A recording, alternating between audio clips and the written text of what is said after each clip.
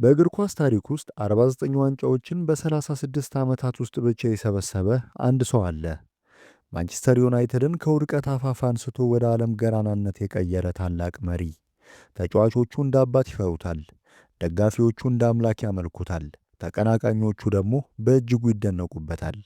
ዛሬ ስለ ሰር አሌክስ ፈርጉሰን ድንቅ ታሪክ፣ ስለ ስኬቱ ምስጢርና በእግር ኳስ ዓለም ውስጥ ስላስቀመጠው የማይረሳ አሻራ በጥልቀት እናያለን።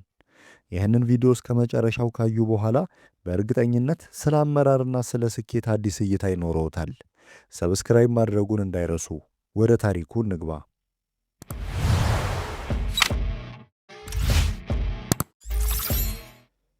ታሪኩ የሚጀምረው ስኮትላንድ ውስጥ ነው።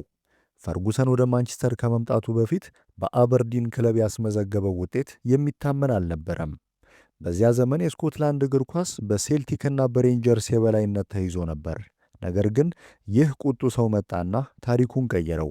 በ1983 አበርዲን ታላቁን ሪያል ማድሪድን በማሸነፍ የአውሮፓ ካፕ ዊነርስ ካፕን ሲያነሳ ዓለም ሁሉ ክቡ ብሎ ቀረ። ፈርጉሰን ያኔ ገና ወጣት ነበር፣ ነገር ግን በውስጡ የሚነድ የማሸነፍ ጥማት ነበረው። ይህ ጥማት ነው ወደ እንግሊዝ ምድር ወደ ቲያትር ኦፍ ድሪምስ የመራው። ፈርጉሰን በ1986 ማንቸስተር ዩናይትድን ሲረከቡ ክለቡ በጥሩ ሁኔታ ላይ አልነበረም። ተጫዋቾቹ የመጠጥ ሱሰኞች ነበሩ፣ ዲሲፕሊን የለም። እናም ክለቡ ለ20 ዓመታት የሊግ ዋንጫ አላየም ነበር። የመጀመሪያዎቹ 3 ዓመታት ለፈርጉሰን ከባድ ነበሩ። ደጋፊዎች ፈርጌ ይውጣ የሚሉ ባነሮችን ይዘው ይወጡ ነበር። አንድ ጊዜ በ1990 በኤፍኤ ካፕ ማርክ ሮቢንስ ያስቆጠራት ግብ የፈርጉሰን ሥራ ብቻ ሳይሆን የማንቸስተር ዩናይትድን ታሪክ አድናለች ይባላል።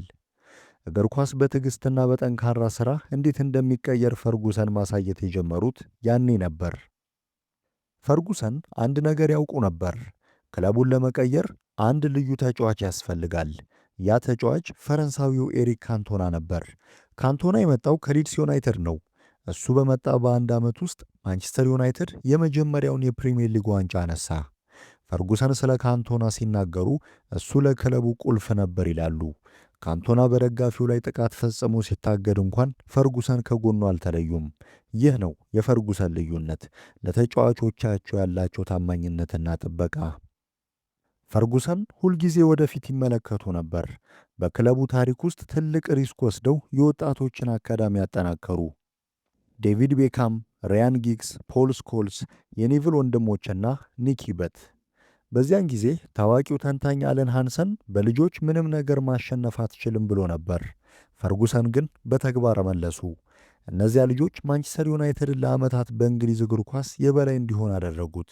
የፈርጉሰን ዓይን ለወጣት ተሰጥኦዎች ምን ያክል ወሳኝ እንደነበር የሚያሳይ ትልቅ ምሳሌ ነው። 1999 የፈርጉሰንና የማንቸስተር ዩናይትድ ከፍተኛው የድል ማማ ነበር። ፕሪሚየር ሊጉን፣ ኤፍኤ ካፑንና የሻምፒዮንስ ሊጉን በአንድ ዓመት ማንሳት።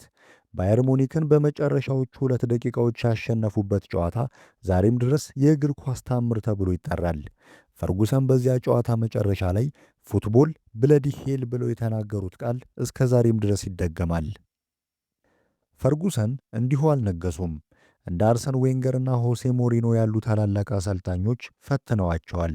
የአርሰናል የማይሸነፉት ማለትም ዘ ኢንቪንሲብልስ ቡድን ሲመጣ የፈርጉሰን ዩናይትድ በቁጭት ተነሳ። ቼልሲ በቢሊዮን ዶላር ሲገነባ ፈርጉሰን በልምድና በታክቲክ መለሱ። ፈርጉሰን ለውጥን ይወዳሉ። እግር ኳስ ሲቀየር እሳቸውም አብረው ይለወጣሉ። በ2003 ፈርጉሰን አንድ ቀጭን ፖርቹጋላዊ ወጣት ወደ ኦልትራፎርድ አመጡ፣ ክርስቲያኖ ሮናልዶ። ፈርጉሰን ለሮናልዶ እንደ አባት ነበሩ። እሱን ኮትኩተው ለዓለም ምርጥ ተጫዋችነት አበቁ። በ2008 ማንቸስተር ዩናይትድ በድጋሚ የአውሮፓ ሻምፒዮንስ ሊግ ዋንጫን ሲያነሳ ፈርጉሰን በታሪክ ውስጥ የማይደፈር ስም ሆኑ። በ2013 ሰር አሌክስ ፈርጉሰን 20ኛውን የሊግ ዋንጫ ለክለባቸው አስገኝተው ራሳቸውን አገለሉ። በመጨረሻው ንግግራቸው ከጎኔ የቆማችሁትን ሁሉ አመሰግናለሁ፣ አዲሱን አሰልጣኝም ከጎኑ ሆናችሁ ደግፉት አሉ።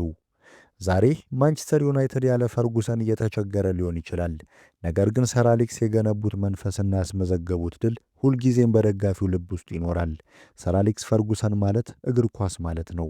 ቪዲዮውን ስለተመለከታችሁ እናመሰግናለን። የእናንተስ ተወዳጅ የፈርጉሰን ትዝታ የትኛው ነው? ኮሜንት ላይ ጻፉልን።